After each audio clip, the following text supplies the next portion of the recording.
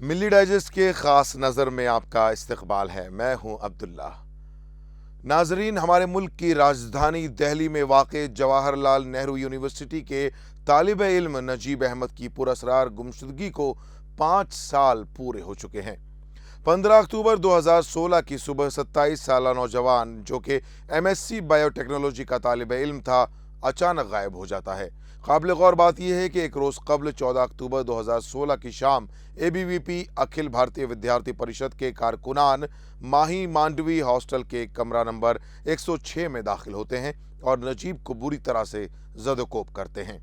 اس کے بعد نجیب کو صفدر جنگ اسپتال میں ایڈمٹ کیا جاتا ہے، جہاں علاج کے بعد وہ دیر رات اپنے ہاسٹل واپس آ جاتا ہے اور اگلے ہی روز غائب ہو جاتا ہے، اور پورے 5 سال سے زائد عرصہ گزر جانے کے بعد بھی اس کا کچھ پتہ نہیں چل سکا۔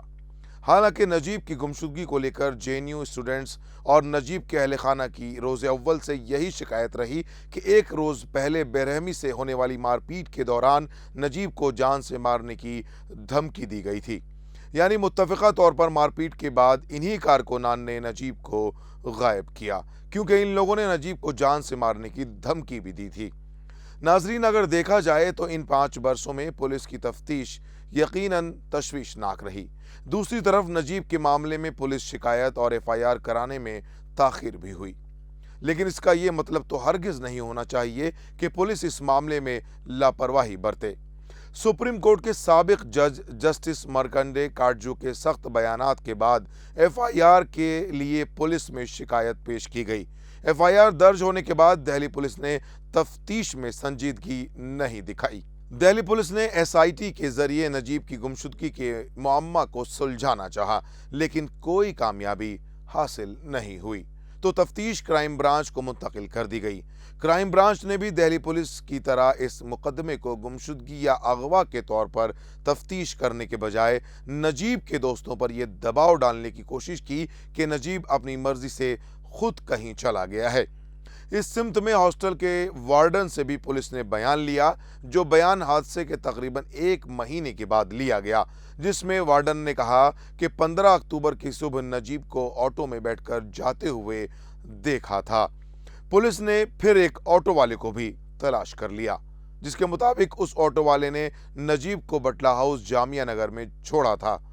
اس کے علاوہ نجیب کے روم پارٹنر قاسم اور ہاسٹل کے دیگر لڑکوں نے پولیس کو دوران تفتیش بتایا کہ مار پیٹ کے بعد نجیب بہت ڈرا سہما ہوا تھا۔ اس حادثے کے کچھ دنوں کے بعد ہی نجیب کے اوپر حملہ کرنے والوں کے خلاف پولیس کارروائی کی اجازت وائس چانسلر کی جانب سے نہ ملنے پر اس وقت کے جے این یو کے چیف پروکٹر نے استعفیٰ دے دیا تھا۔ پولیس کے مطابق نجیب اپنے انکل کے گھر بٹلہ ہاؤس گیا تھا، جبکہ انکل کے مطابق نجیب ان کے گھر نہیں آیا۔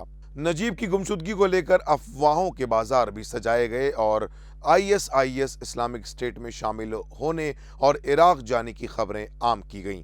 فرضی فوٹو سوشل میڈیا میں پھیلائے گئے۔ ادھر نجیب کی پراسرار گمشدگی پورے ملک میں موضوع بحث بن گئی۔ والدین پریشان تھے کہ ملک کی راجدھانی کے مرکزی یونیورسٹی سے ان کا جوان بیٹا غائب ہو جاتا ہے اور پولیس ملزمین کے خلاف کارروائی کرنے کو تیار نہیں ہے۔ جے این یو کے طلبہ وائس چانسلر آفس کے سامنے احتجاج کرنے میں مشغول ہوتے ہیں۔ احتجاج کے شور اور سوشل میڈیا کے ہنگامے کے بیچ نجیب کی پولیس ایف آئی آر درج کرانے کا شاید کسی کو خیال ہی نہیں تھا۔ بہرحال گمشدگی کی تفتیش کرائم برانچ سے 2017 میں C B I central bureau of investigation کو منتقل کر دی گئی۔ سی بی آئی نے اکتوبر 2018 کو متعلقہ عدالت میں کلوزر رپورٹ داخل کر کے یہ دعویٰ کیا کہ دوران تفتیش سی بی آئی کو کسی بھی قسم کا کوئی ثبوت یا گواہ نہیں ملا، جس کی بنیاد پر کسی کے خلاف چارج شیٹ داخل نہیں کی جا سکتی۔ اس کلوزر رپورٹ کے خلاف نجیب کی ماں نے 27 فروری 2019 کو عدالت میں پروٹیسٹ پٹیشن داخل کر کے سی بی آئی کی رپورٹ میں موجود بہت سی کمیوں کو اجاگر کرنے کی کوشش بھی کی تھی۔ نجیب کے معاملے کو سلجھانے میں ناکام ایجنسیوں کی تساہلی کو دیکھتے ہوئے نجیب کی بوڑھی ماں کبھی جنتر منتر تو کبھی C B I headquarter پر احتجاج کرتی رہیں۔ احتجاج کے دوران پولیس کی زیادتیوں کا سامنا بار بار کرنا پڑا۔ پورے ملک میں احتجاجات ہوئے، لیکن نجیب کے بارے میں حکومت اور حکومتی ادارے کوئی بھی سراغ لگانے میں नाकाम रहीं। दस्तूर हिंद हुकूमत के ऊपर दस्तूरी जिम्मेदारी आयद करता है कि हर इंसान के जानो माल की हिफाजत की जाए। अगर किसी भी शहरी की जान या आज़ादी को किसी भी किस्म का खतरा लाहक होता है तो ये हुकूमत की जिम्मेदारी है कि हर मुमकिन खतरे से तहफ़्फ़ुज़ फराहम करे, पुलिस मुकदमा दर्ज करे और अदलिया इस मुकदमे की तफ्तीश पर खुसूसी नजर रखे। नजीब की मां फातिमा आज भी अपने बेटे की वापसी के मुंतज़िर हैं।